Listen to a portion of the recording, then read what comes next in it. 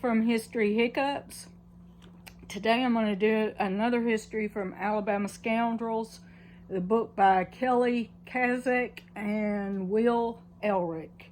Today we're going to talk about Mountain Tom Clark, destined to be walked on. He's going to be a good one, so stay tuned. Mountain Tom Clark, destined to be walked on.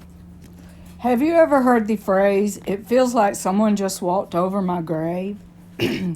It has a few meanings, but is mostly commonly associated with an unexplained shiver. If anyone knows how this feels, it would be one of North Alabama's most notorious villains. Outlaw Tom Clark is buried under the roadway in the middle of Tennessee Street near the city cemetery in Florence, Alabama. The people of Florence were so pleased with the idea that they even dedicated a memorial plaque to mark the grave, which reads, "The notorious outlaw gang leader, who boasted that no one would ever run over Tom Clark, lies buried near the center of Tennessee Street, where now all who pass by do run over him." In 1872, Clark, who terrorized helpless citizens during the Civil War, confessed to at least 19 murders, including a child, and was hanged with 2 companions. Although graves were already dug in a nearby field, outraged townspeople interred Clark beneath Tennessee Street, thus bringing his boast to naught. Tom Clark first came to Lauderdale County in either late 1862 or early 1863 and moved into what was known as the Blackburn settlement north of Florence. Locals immediately gave the new man the nickname Mountain Tom Clark because there was already a Tom Clark in the area and the stranger had come from a mountainous county. Clark was fleeing to Lauderdale County on the run from the Confederate conscription law. Okay, there we go. Clark was not in Lauderdale County long before the conscription finally caught up with him. It was a cold, disagreeable day. Clark was building a stick chimney for his uncompleted house, in which his wife and child of only a few days of age were ill. When the Confederate authorities took him away from his family and enlisted him in the Confederate Army, many who knew him say this was his breaking point, from which the passions of 1,000 devils were aroused. And many even go so far as to say the man then became a demon. Clark saw no need to be in service of the Confederate Army and found the Confederate officers to be much too anxious for his services. So at the first opportunity, he fled the camp, making his way to north of Clifton, Tennessee, where he then enlisted in the Union Army and was assigned to the 2nd Tennessee Mounted Infantry as a guard. Being a mountain man and good with a rifle, he could have been a great benefit to the Army, but his demons had other plans. When Clark enlisted in the Union Army, orders were strict and the discipline rigid. Everything was in confusion, and scouting was the order of the day as guerrillas and bushwhackers were running amok. The standing orders at the post were to let all persons enter, but let no one under any circumstances pass outside the guard line. A gentleman in the camp spent several days observing Clark and thought him susceptible to being bribed into letting him leave the camp.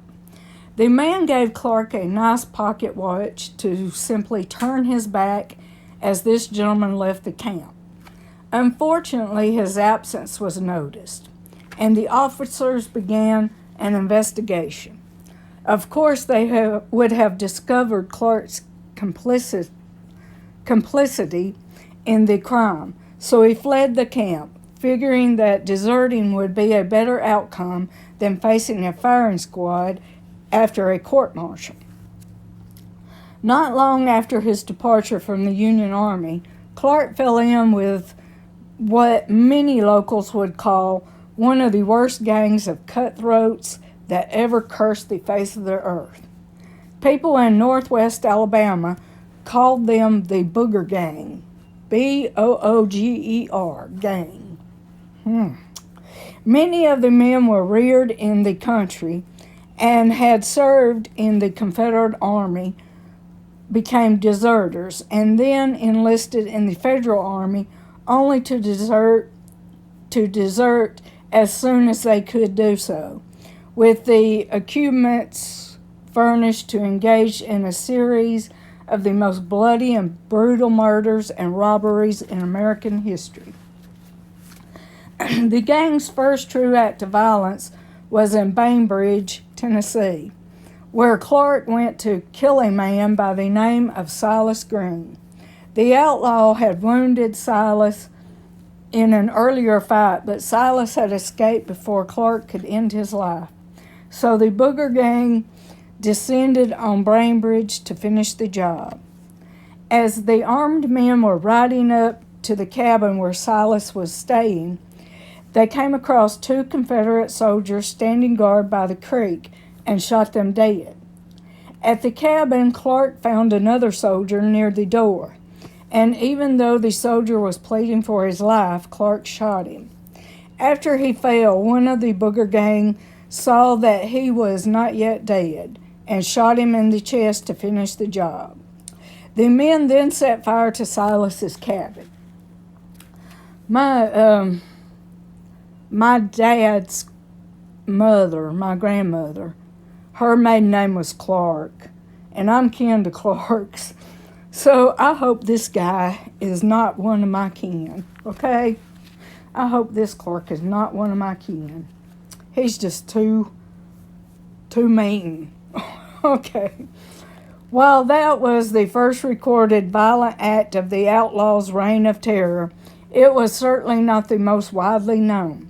In April 1865, Clark and his gang paid a visit to a wealthy old man by the name of John S. Wilson, trying to learn where he kept his stash of money. Wilson refused to reveal where the money was hidden, so the gang of men led by Clark cruelly tortured him. They piled books on his chest and burned them, poured burning coals on his feet, and when he again failed to give up the desired information, shot to death the feeble, sick old man. Man, he was a demon, okay. Matthew Wilson Jr., the plantation overseer, happened to come upon the scene of the violence against Mr. Wilson. Matthew Willen Jr., not Wilson. The plantation overseer happened to come upon the scene of the violence against Mr. Wilson, and he was shot several times and was dead before he hit the ground.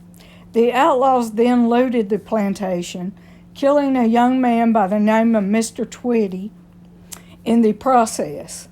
Another young man named Foster was shot but escaped death. Clark later bragged that after these deeds, the gang members danced with glee before they rode roughshod into Florence, where they held high carnival until near the hour when ghosts ceased to walk. Over the next several months in Florence, Clark and his gang tortured several citizens. Among them were Dr. Joseph Milner and John Cackelman. Edmund Poole was also tortured and robbed, and many other outrages were perpetrated against the citizens of Florence. Eventually, the violence began to catch up to the outlaws, and 2 of the Booger Gang were caught and shot to death by federal authorities for their many crimes.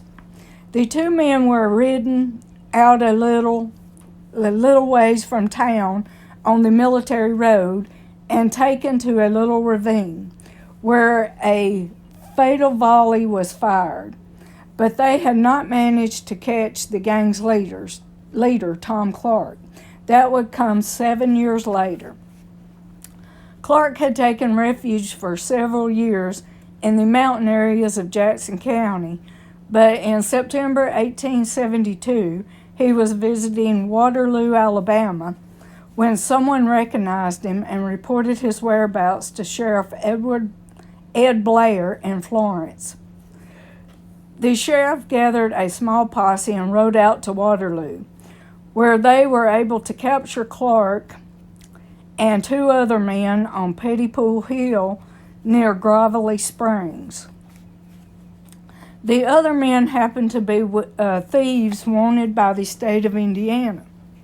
Some legends claim Clark was wearing a woman's dress when he was arrested, but no official accounts confirm the claim.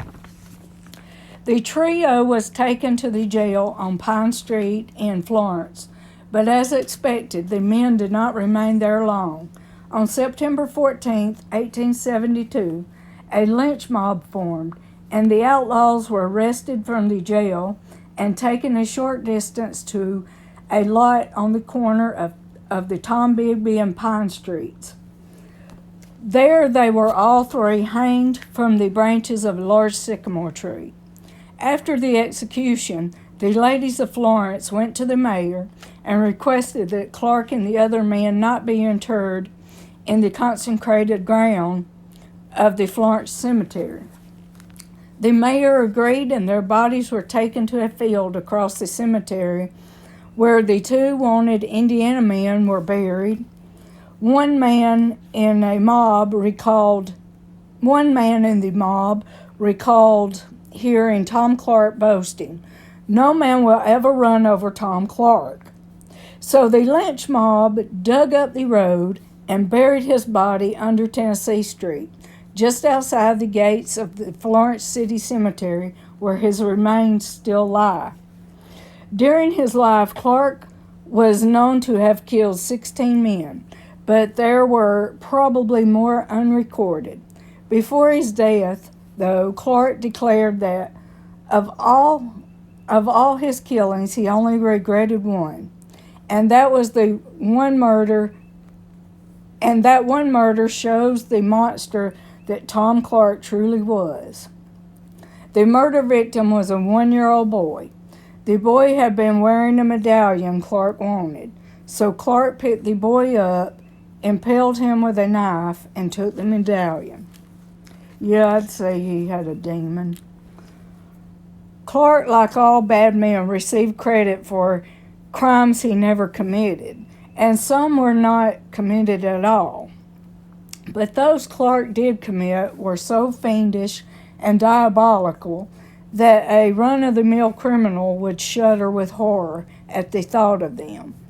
And that is why on that crisp fall evening in 1872, a group of terrorized citizens decided that Tom Clark and the demon inside him should eternally suffer the sensation of someone walking over his grave. Today, if you drive down Florence Boulevard, parallel to the Florence City Cemetery, you can read the marker for Mountain Tom Clark, but watch out for that bump in the middle of the road. Okay, hope y'all enjoyed What an Evil Man. Okay, hope y'all enjoyed that, and see you back soon. Bye.